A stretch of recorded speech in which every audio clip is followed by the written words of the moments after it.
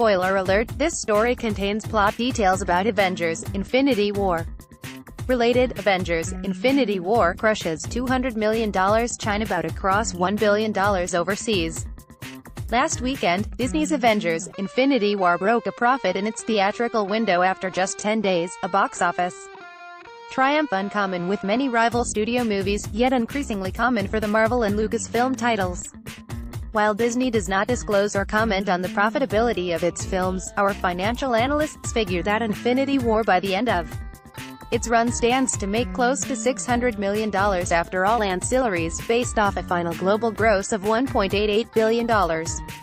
Whether Infinity War gets to $2 billion worldwide depends on its ability to generate 65% of its global gross overseas in the weeks ahead. That's reasonable given how Deadpool 2 and Solo, a Star Wars story, largely skew domestic.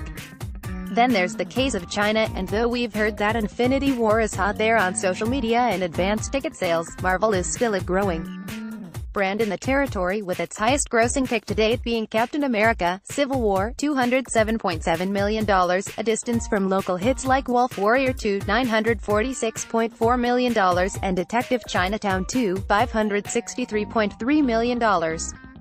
Picks grossing $2 billion typically occur during the Christmas holidays given the limited amount of blockbuster competition. Nonetheless, our analysts are figuring a worldwide swing between $1.75 billion to $2 billion for Infinity War. Note also that last weekend's profit occurs before residuals or participations have been paid out to talent and filmmakers. Those occur at cash break-even. Check out our profit projection chart below on Infinity War. Infinity War's box office prowess is quite a feat, especially when you consider what directors Joe and Anthony Russo have been juggling over the past couple of years.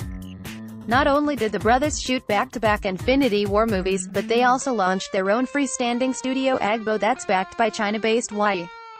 Titles on its GBO's slate include the Russos' $10 million co-acquisition with Neon on the Sundance premiere Assassination Nation, the next movie by Swiss Army Man directors Dan Kwan and Daniel Scheinert, which goes into production this year, an upcoming movie by Deepwater Horizon scribe Matt Carnahan that he's directing, and an adaptation of the illustrated tech apocalypse novel The Electric State that it's Andy Muschietti is directing.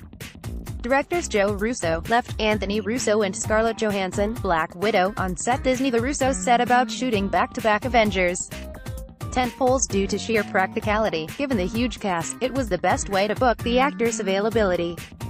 At present, the Russos are in post-production on the second half of Infinity War, figuring out which shots to deliver for CG and deciding whether reshoots are necessary. Certainly it was challenging. We're workaholics, and the pace we set for ourselves comes from the many years of television we've done and how that's carried over into our current lives. Anthony Russo says about balancing their work schedules. Disney's marketing strategies for its slate are measured and shrewd, akin to the Allies' ADD plans. And Infinity War touts the biggest brand campaign for an MCU title ever at $150 million plus. At the end of the day, however, regardless of any studio's business practices, the film is the best commercial in and of itself, generating buzz, and Infinity War has a killer cliffhanger not seen on the big screen since Star Wars: The Empire Strikes Back. Those leaving the theater are gobsmacked as to the futures of their favorite superheroes. That's where the Russos and screenwriters Christopher Marcus and Stephen McFeely, also co-presidents of story at the Russos' Agbo studio, can take full credit in Infinity War's skyward success, being one of the top 5 films of all time at the global box office. Marvel has a great sense of pairing material with independent storytellers, and in the case of Infinity War's filmmakers, they share a sensibility with Marvel brass on what a great movie should be.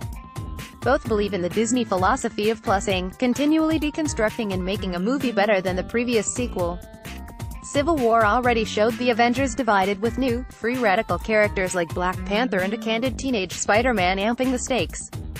So where do you go in building the culmination of the 10-year-old MCU? Sure, an even bigger ensemble feature that marries all MCU characters in a war against its infamous antagonist Thanos, based on Jim Starlin's 1991 Marvel comic The Infinity Gauntlet and Jonathan Hickman's 2013 Infinity title. But in increasing the stakes between life and death from Civil War to Infinity War, the filmmakers looked to their leading villain. Disney: we put the film squarely in the point of view of Thanos. He has the hero's journey in the movie. Joe Russo says, "It's a complete story told from his point of view. He has the major traditional character beats and wins the film. That's an interesting ending for a villain and one that people aren't used to in Marvel films. For Thanos, he completes his mission. He adds the notion that Ant and I wanted was complex storytelling with real stakes. Villains sometimes win, and that's a compelling notion for us. Typically with an ensemble film of this magnitude, a lot can go wrong, i.e., trivial lines are dished out to actors so they have something to say, and the action can go stale as superheroes are merely put through the motions. Read many scenes in Justice League. But the Russos, Marcus and McFeely have painted Thanos Josh Brolin as more than just some lumbering CGI monster with one-liners, rather as a character of Shakespearean tendencies. His scenes dote on his ambition to conquer at all costs, and he has no bones about trading in any modicum of his decency or virtue as a foster father to Gamora, Zoe Saldana, for his greater pursuits. Meanwhile, she reminds him that he's blind, a mere monster who has his principles mixed up. It's heavy stuff we don't typically see in the crash-bang-boom of a Transformers movie. Disney, one of the most challenging aspects of making this movie was the changing need to have a very clear focused order, and navigating those points and avoiding the danger of spinning out of control and collapsing under our own weight. Anthony Russo says about building a well-balanced story. When you walk into a high school, it can be an orderly place or chaos. It can go either way. Rival studios are relentlessly curious about Marvel's sausage-making process when it comes to churning out platinum event titles. One of the insights that Marvel boss Kevin Feige provided last year was that the studios' test screenings aren't the run-of-the-mill, third-party curated screenings in random places like Phoenix and Chatsworth. Rather, Marvel has assembled a team of family and friends it has come to rely on in collecting responses to their films. This is on top of getting notes from an esteemed core of filmmakers that includes James Gunn and Jon Favreau, both of whom served as EPs on Infinity War. The Russos swear by the quality control process of gauging what needs to be fixed. While rival studios can misuse testing, turning it to a numbers game and getting overly scientific, the Russos say Marvel's testing is more informative than the regular testing process, not to mention it safeguards secrets. When we screened Infinity War for audiences, we were feeling out the rhythm from storyline to storyline. What would happen when we picked up a certain storyline and left another? Anthony says, during a rough cut of a Marvel pick without VFX, humor according to Feige is a good indicator if a movie is working or not, especially on a film like Guardians of the Galaxy or Thor: Ragnarok. Joe Russo left Chris Evans, Captain America, Steve Rogers, and Anthony Russo Marvel. Our movies, Captain America, Winter Soldier, Civil War and Infinity War, aren't the most humorous. They're fairly intense dramatic stories, says Joe Russo. Hence testing also becomes about whether the emotions are hitting the right way on screen. What gets misappropriated is people trying to read scientifically how a movie plays. For us, it's an opportunity to gauge feelings. So with Infinity War, has Marvel set the bar so high for the studio that it can never top itself again? The Russos don't think so. Says Joe, the superhero genre, that's a lazy term. I think as Marvel continues to move forward, their stories will transcend genre and continue to move in different directions.